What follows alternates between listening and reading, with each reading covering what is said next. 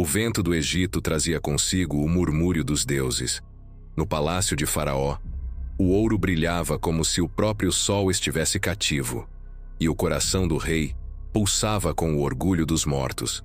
Lá, onde o Nilo servia de espelho para o firmamento, um novo confronto se erguia, não apenas entre homens, mas entre reinos. O capítulo 7 de Êxodo é o início da Guerra Santa, o despertar da fúria divina contra as potestades que aprisionavam Israel.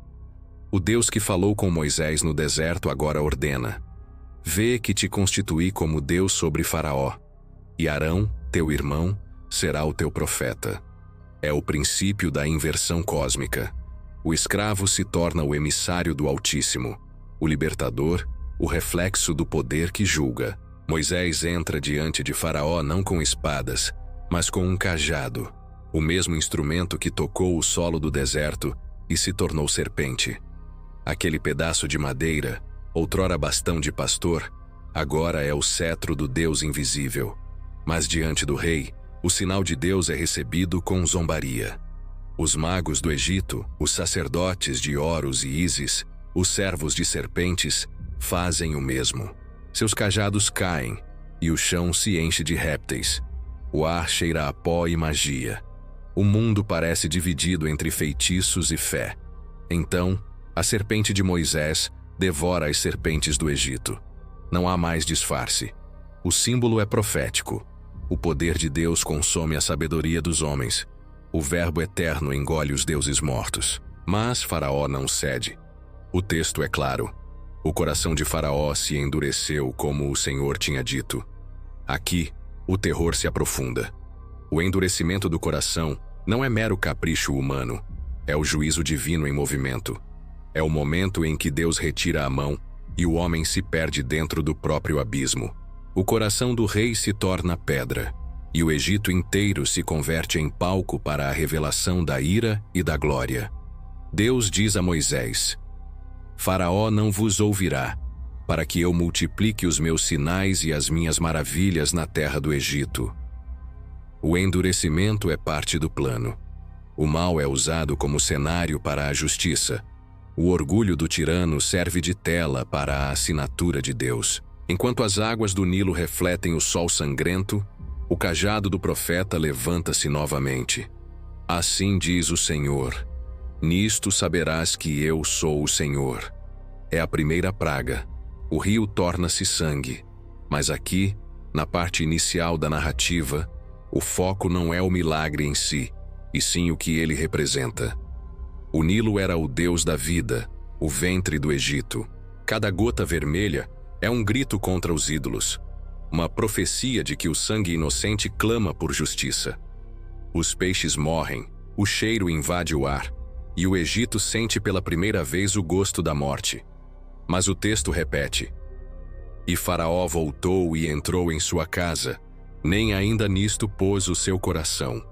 O terror cresce porque o homem ainda pensa que pode resistir ao divino. Na escuridão dessa cena, há algo mais profundo. Cada ato de Moisés é eco do Cristo que viria.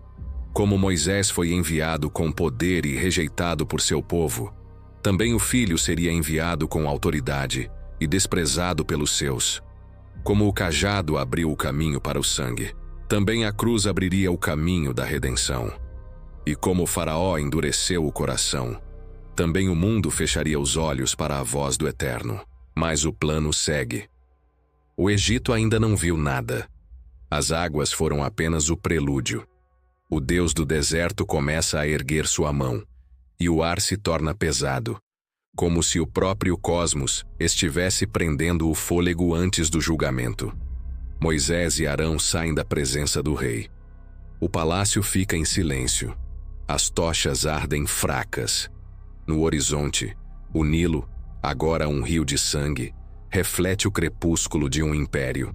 E ali no silêncio do entardecer, o Egito percebe algo que nunca havia sentido antes: que há um Deus acima de todos os deuses, e que ele não veio negociar, veio libertar. O rio ainda murmurava quando Moisés e Arão voltaram à presença de Faraó. O ar estava denso, como se o próprio Egito prendesse o fôlego diante do que se aproximava. O trono dourado reluzia à luz das tochas, e o som dos encantadores ressoava como cântico antigo, invocando forças que dormiam nas profundezas do Nilo. Faraó, cercado de seus magos, olhou para Moisés com um sorriso que misturava desprezo e desafio. Arão lançou a vara diante dele, e a madeira bateu no chão como o estalar de um trovão contido.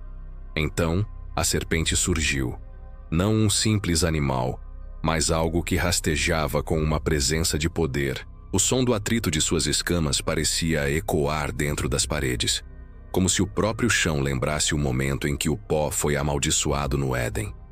Os magos do Egito fizeram o mesmo. As suas varas também se transformaram em serpentes. Era um espetáculo de poder. Uma guerra oculta, mais antiga que o próprio Egito. Mas ali, sob o olhar do rei que se julgava divino, uma das serpentes avançou, a de Arão, e devorou as demais. Não era apenas uma demonstração, era um símbolo. O poder dos deuses egípcios estava sendo engolido, o sopro da mentira consumido pelo hálito do Altíssimo. Mas o coração de Faraó permaneceu endurecido, não por acaso. O texto sagrado não diz apenas que Faraó se recusou, diz que Deus endureceu seu coração. A guerra não era entre dois homens, era entre a vontade divina e a soberba humana, entre o Criador e o imitador. O rio se torna sangue.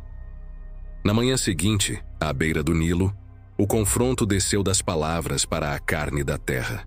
Moisés ergueu o cajado e o rio, o coração pulsante do Egito, tingiu-se de sangue. O que antes era fonte de vida se tornou ferida aberta. O odor da morte espalhou-se pelos campos, os peixes boiaram inertes, e o povo, ao tentar beber, provava apenas o gosto metálico da corrupção. A cena parecia uma inversão da criação. O que Deus fizera com ordem e beleza, agora voltava ao caos. O Egito, que venerava o Nilo como um deus, viu seu Deus sangrar. Os magos tentaram repetir o milagre, e conseguiram até certo ponto. Mas o seu poder, mesmo real, serviu apenas para ampliar a desgraça. Eles podiam transformar mais água em sangue, mas não podiam restaurar a pureza. Podiam imitar a praga, mas não revertê-la. Assim é o poder do engano. Reflete a forma, mas não possui o sopro. Durante 7 dias, o sangue correu. E Faraó permaneceu firme. O rio clamava, mas o coração do rei era um deserto. A segunda praga, as rãs. Quando Moisés voltou, o ar estava úmido, pesado, quase febril. Assim diz o Senhor: deixa o meu povo ir. Mas o rei, de seu trono, respondeu com o mesmo silêncio obstinado. Então o chão começou a tremer, e do Nilo não brotou mais sangue, mas vida corrupta. Rãs incontáveis, emergindo como se o ventre do rio tivesse parido uma praga viva. Elas cobriam os campos, invadiam os templos, os quartos, as camas, as mesas. Até mesmo o trono do faraó. O Egito, acostumado a adorar seus animais, agora era dominado por eles. Deus transformava os símbolos sagrados da nação em instrumentos de terror. Os magos tentaram novamente, e sim, trouxeram mais rãs. Mas quando o faraó clamou por alívio, apenas Moisés pôde fazê-las cessar. E quando cessaram, o povo as recolheu em montes, e o Egito cheirou a morte. O confronto espiritual. A narrativa bíblica se desenrola como uma sequência de catástrofes, mas por trás de cada praga existe um ataque direto às divindades egípcias. O Nilo, o deus Hapi; as rãs, a deusa Heket, símbolo da fertilidade. Cada milagre era uma sentença, cada sinal, uma desmistificação. Não era apenas punição, era revelação. Deus não estava apenas libertando Israel, estava julgando os deuses do Egito. O terror se espalhava, mas Faraó seguia como pedra. A rigidez de seu coração era, ao mesmo tempo, o instrumento e o alvo da guerra divina. Porque em cada recusa, Deus revelava mais de si. Era como se o Senhor dissesse: tu me resistirás, e em tua resistência, meu poder será conhecido. O silêncio de Deus. Antes da terceira praga. Entre uma praga e outra, havia silêncio. E esse silêncio era mais assustador que as águas tingidas ou o coachar incessante. O Egito dormia com medo de acordar. E os magos, outrora orgulhosos, começaram a perceber que algo os ultrapassava. Eles haviam brincado com os espíritos, com os deuses e com os segredos do abismo. Mas agora o abismo respondia. O confronto não era mais entre Moisés e Faraó. Era entre o Verbo e o caos primordial. E nas margens do Nilo, sob o céu carregado de poeira e sangue, a guerra espiritual do Êxodo apenas começava. O Egito acordou no limite entre o pesadelo e a vigília. O ar estava contaminado com o odor do sangue, das rãs mortas e do medo que se instalara no íntimo dos homens. O rio, outrora fonte de bênção, agora lembrava a todos que a terra havia sido invadida por um Deus estrangeiro, um Deus que não aceitava partilhas nem rivais. Mas Faraó continuava imóvel, não apenas por orgulho, mas porque algo invisível atuava dentro dele. O texto sagrado repete: o Senhor endureceu o coração de Faraó. Não era mera resistência humana. Era o próprio Deus selando o destino de um homem que se havia colocado como divindade diante do Altíssimo. E ali se revelou um mistério terrível: o endurecimento como juízo. Quando o homem se ergue contra Deus, o Eterno não precisa destruí-lo. Basta deixá-lo ser o que já escolheu ser. Assim, o coração de Faraó se tornou pedra e sua vontade uma prisão. A terceira praga, o pó que se torna vida maldita. Moisés e Arão ergueram o pó do chão. Era a mesma matéria com que o homem fora moldado. Mas agora, sob a ordem divina, o pó não gerava vida, gerava tormento. O vento soprou, e o pó se transformou em piolhos que cobriram homens e animais.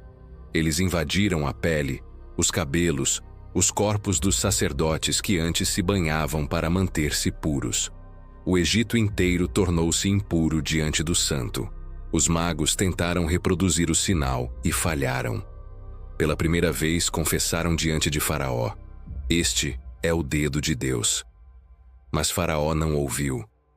O orgulho é uma cegueira espiritual. Quanto mais a luz se aproxima, mais o coração se fecha. O rei via o Egito ruir, mas não podia dobrar-se, pois a própria vontade divina o havia feito instrumento do juízo. A quarta e a quinta pragas: moscas e peste. As moscas vieram em enxames, zumbindo como murmúrios de morte. Elas cobriam o rosto das crianças, pousavam sobre os ídolos, e nem mesmo o trono do faraó foi poupado. Mas em Gósen, onde viviam os hebreus, o ar permaneceu limpo. O contraste era absoluto. O Deus de Israel não apenas destruía, ele distinguia.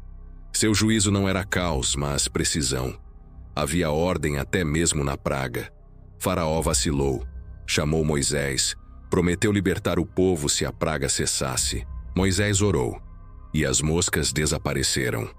Mas assim que o vento se acalmou, o coração do faraó se fechou novamente, como uma porta selada por dentro.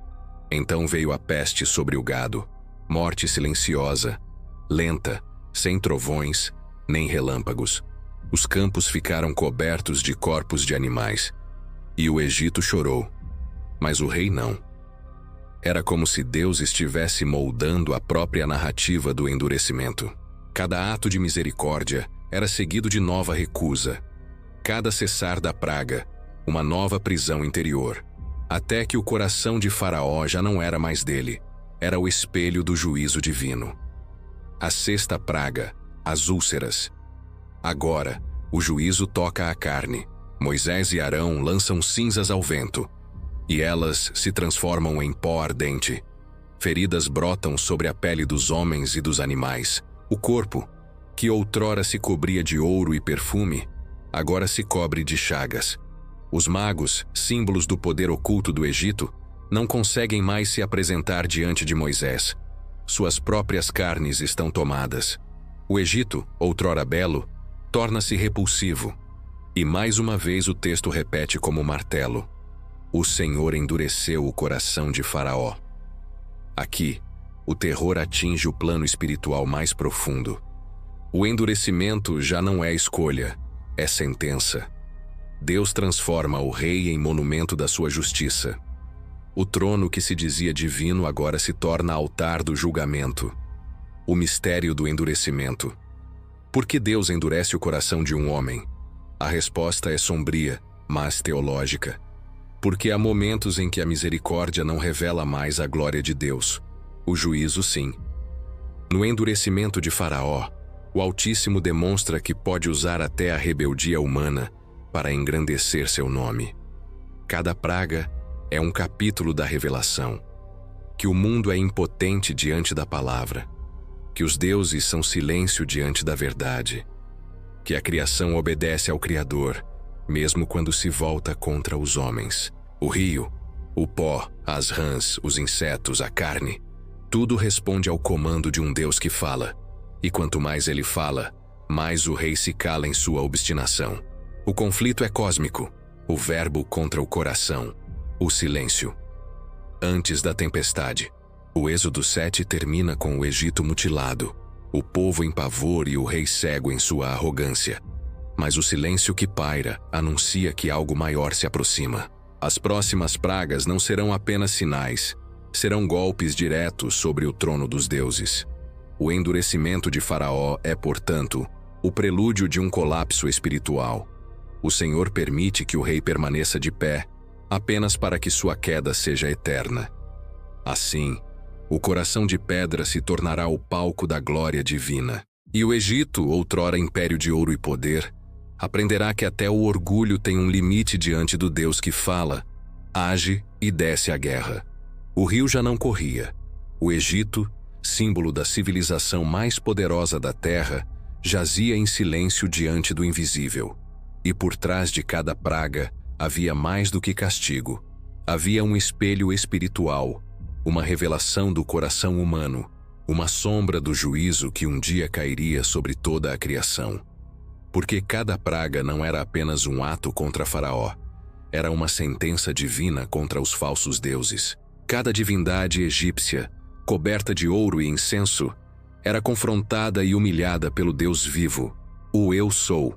Assim, o Êxodo não é apenas história, é liturgia cósmica, um prelúdio do fim e um anúncio da redenção que nasceria do sangue. O rio, o julgamento sobre o sangue da terra. A primeira praga, o rio transformado em sangue, atinge o coração da nação. O Nilo era o deus Api, fonte de fertilidade e vida. Deus o converteu em morte. O símbolo da bênção se tornou o instrumento do castigo. Ali está o primeiro sinal teológico. Tudo o que o homem adora no lugar do Criador acabará se tornando sua ruína. O que é divinizado sem Deus apodrece. O rio que sustentava impérios tornou-se cemitério líquido.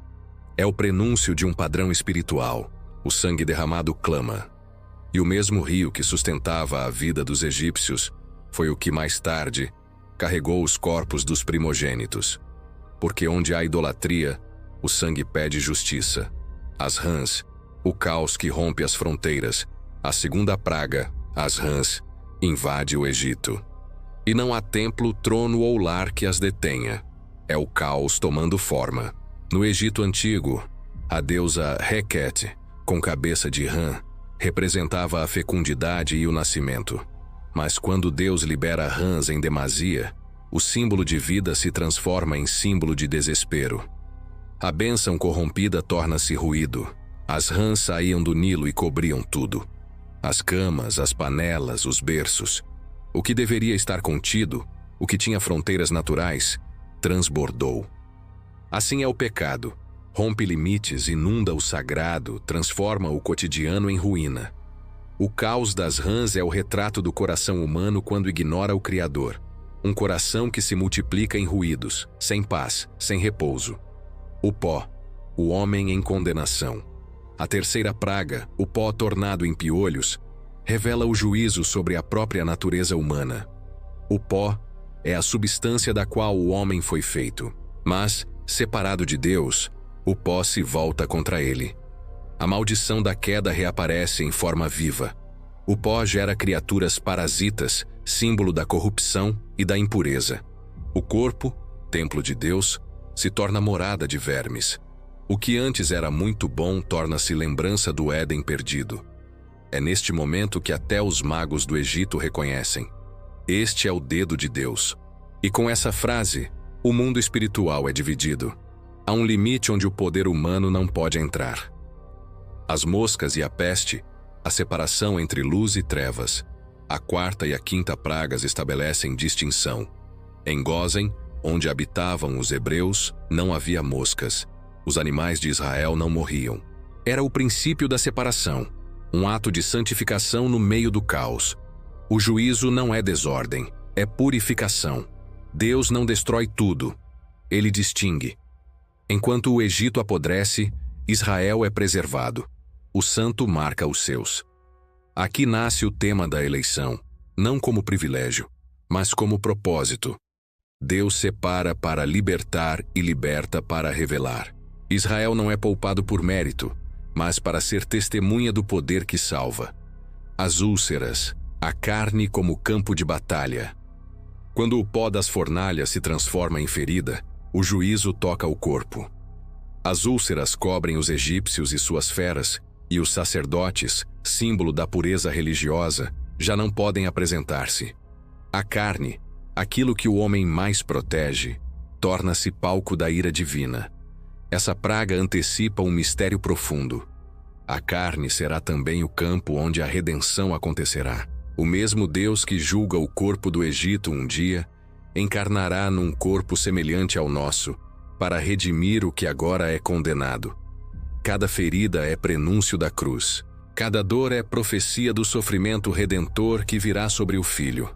O endurecimento, o juízo que se torna vontade. A insistência do texto em repetir: o Senhor endureceu o coração de Faraó, não é mera repetição narrativa. É a exposição do abismo espiritual que separa o homem do Criador. O coração endurecido é o juízo mais terrível, porque é a ausência de arrependimento. É quando Deus permite que o homem se perca no próprio desejo. Não há relâmpagos nem trovões, apenas silêncio. E nesse silêncio, o espírito se retira. O endurecimento é o prelúdio do inferno. Viver eternamente dentro de si, sem jamais voltar o rosto para Deus. As pragas, como o evangelho velado. Cada praga anuncia em sombras o evangelho. O sangue, símbolo do sacrifício. O pó, lembrança da queda. A escuridão que virá, prenúncio da morte do cordeiro. E finalmente a separação entre Israel e Egito, imagem da redenção. O Êxodo é o primeiro evangelho em forma de juízo. Deus desce, fere, separa e promete libertar. Cada golpe contra o Egito é também uma cirurgia na história humana. O Eterno abrindo caminho no tempo para o nascimento do libertador final, o prelúdio da redenção. Enquanto o Egito mergulha nas trevas, o povo de Israel começa a ouvir o sussurro da libertação. Os céus se movem. As pragas não são apenas sinais de ira. São passos da marcha divina rumo à promessa. Porque antes que venha a Páscoa, deve vir o juízo. Antes que o sangue do cordeiro seja aspergido, o sangue dos inocentes deve clamar. O Deus que fere é o mesmo que prepara o altar da salvação. E quando o último golpe cair, o mar se abrirá. E ali, entre as águas, a humanidade verá o que significa ser redimida pelo Deus que vence os deuses.